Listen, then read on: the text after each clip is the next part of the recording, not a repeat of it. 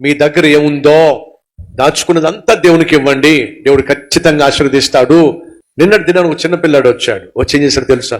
తాను దాచుకున్నదంతా తీసుకొచ్చి ఇండియాలో హిందూ దేవాలయాలకు ఒక రూలు, చర్చిలకు ఒక రూలా? ఇది ఎక్కడ రూలు అంటే హిందూ దేవాలయాల మీద ట్యాక్స్ కలెక్ట్ చేస్తారు, చర్చిల మీద ట్యాక్స్ కలెక్ట్ చేయరు. హిందూ దేవాలయాలు వచ్చి గవర్నమెంట్ పరిధిలో ఉంటాయి, చర్చిలు వచ్చి ప్రైవేట్ పరిధిలో ఉంటాయి. ఎన్ని ఫండ్స్ వస్తున్నాయి, ఎన్ని వేల కోట్లు మిస్యూజ్ చేస్తున్నారు. ఇది గవర్నమెంట్ కి పరిరక్షణలో ఉండదా? ఒక సామాన్యుడు ఒక ఇన్కమ్ ట్యాక్స్ ఫైల్ చేయకపోతే వాడిని అరెస్ట్ చేస్తున్నారు, జైల్లో పెడుతున్నారు. కానీ ఈ చర్చి పాస్టర్స్ వేల కోట్లు సంపాదిస్తున్నారు. వీళ్ళని ఎందుకు నిఘా పెట్టరు? వీళ్ళ దగ్గర ఎందుకు ట్యాక్స్ కలెక్ట్ చేయరు? ఎగ్జాంపుల్ కల్వారి సతీష్, ఈ వీడియో చూశారు కదా. చిన్న పిల్లవాడి దగ్గర కూడా దశమ భాగం కలెక్ట్ చేస్తున్నాడు, కానీ ఈ దగ్గర ట్యాక్స్ ఎక్కడ ఉంది? ఈ చర్చ్ ఒక ట్రస్ట్ ని కండక్ట్ చేసి ఈ కల్వారి సతీష్ ఒకప్పుడు నిరుపేద హిందువు ఈ రోజు వేల కోట్లకి సామ్రాజ్యానికి అధిపతి. ఎట్లా సంపాదించాడు? గవర్నమెంట్ కి లెక్కలు ఉండవు, ఎందుకంటే చర్చిలకు అవసరం లేదు. ఒక నిరుపేద Calvary properties, Calvary Satish real estate, Calvary Satish portfolio, ఇలా 100కు పైగా కంపెనీలు స్థాపించి వేల కోట్లకి అధిపతి అయ్యాడు. చర్చికి వెళ్ళిన భక్తుడు నిరుపేదగానే మిగిలిపోయాడు, కానీ ఈయన మాత్రం వేల కోట్లు అట్లా సంపాదిస్తూనే ఉన్నాడు. ఎందుకంటే కనుక గవర్నమెంట్ లెక్కలు లేవు. నేను సంపాదించి ప్రతి రూపాయికి నేను ట్యాక్స్ కట్టాలి, కానీ కల్వారి సతీష్ ఒక్క రూపాయి కూడా ట్యాక్స్ కట్టక్కర్లేదు. ఎందుకంటే కనుక ఇండియన్ లా